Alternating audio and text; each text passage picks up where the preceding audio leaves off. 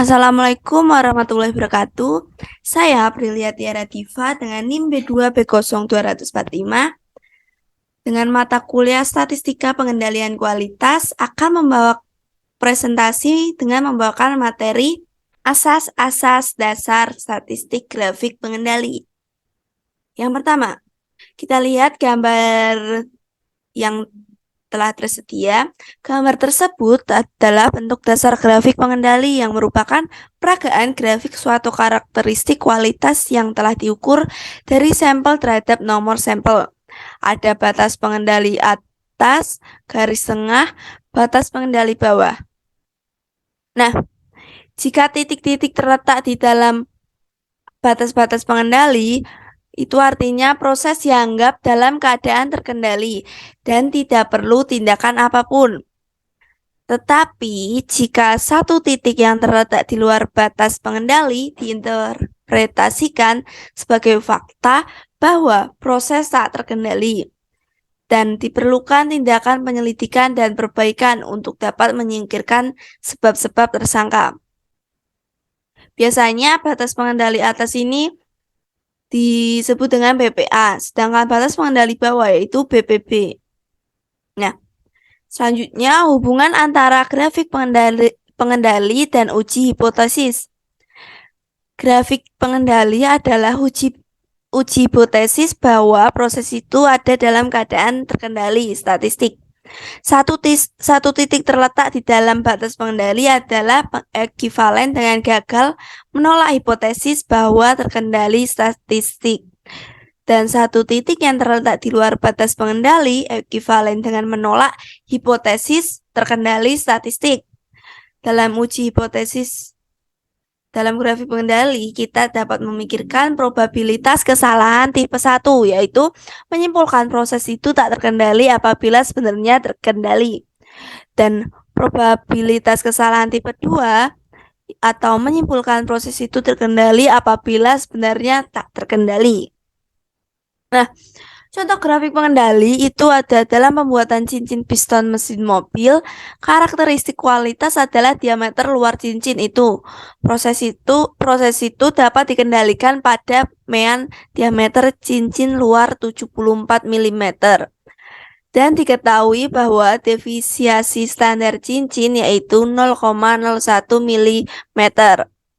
Tips setengah jam sampel random dengan 5 cincin diambil diameter cincin rata-rata. Katakan X bar. Dihitung dan X bar dituangkan dalam grafik. Karena grafik pengendali ini memanfaatkan mean sampel untuk memantau mean proses, maka grafik ini biasa dinamakan grafik pengendali X bar. Untuk membantu dalam pemahaman dasar statistik, grafik pengendali yang pertama, rata-rata proses adalah 74 mm dan deviasi standar proses mu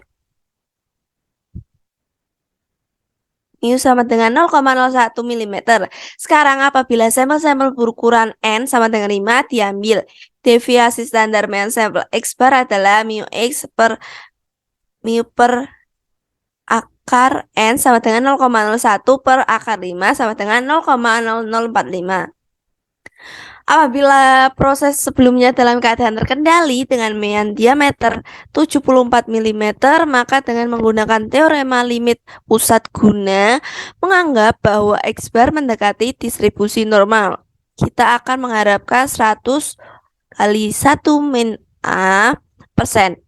Mean sampel diameter X bar akan jatuh di antara 74 plus Z A per 2 kali 0,0045 dan 74 kurangi Z A per 2 kali 0,0045.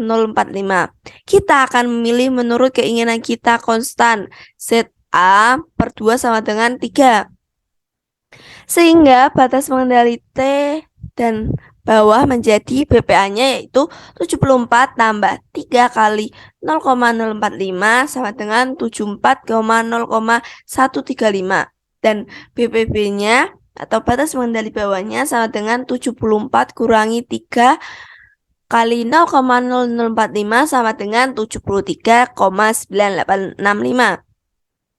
Sebagaimana ditunjukkan dalam grafik pengendali, ini secara khusus dinamakan batas pengendali 3 sigma. Lebar batas pengendali berbanding terbalik dengan ukuran sampel N untuk kelipatan sigma tertentu. Lalu pemilihan batas pengendali ekivalen dengan penetapan daerah kritik uji hipnosis itu HO banding mu per sama dengan 74. H1 banding mu tidak sama dengan 74. Dengan 0,01 diketahui. Pada dasarnya, grafik pengendali hanyalah uji hipnosis.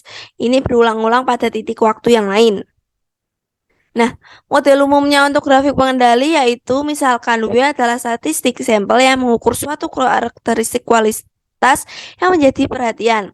Dan misalkan bahwa mean W adalah mu W dan deviasi standar adalah, maka garis tengah batas pengendali atas dan batas pengendali bawah menjadi BPA sama dengan mu W plus K mu W, sedangkan garis tengah sama dengan mu W, sedangkan BPB sama dengan mu W min K mu W. Dengan K adalah jarak batas-batas pengendali dari garis tengah yang dinyatakan dalam unit deviasi standar.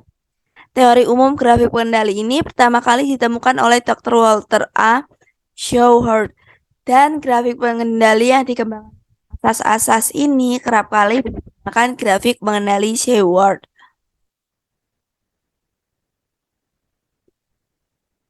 Nah, grafik pengendali telah mempunyai sejarah penggunaan yang panjang dalam industri Amerika dan juga banyak industri lepas pantai.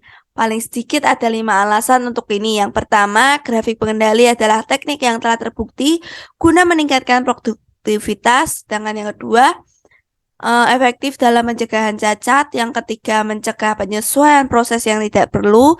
Yang keempat, memberikan informasi diagnostik. Yang kelima, memberikan informasi tentang kemampuan proses. Sekian presentasi dari saya. Wassalamualaikum warahmatullahi wabarakatuh.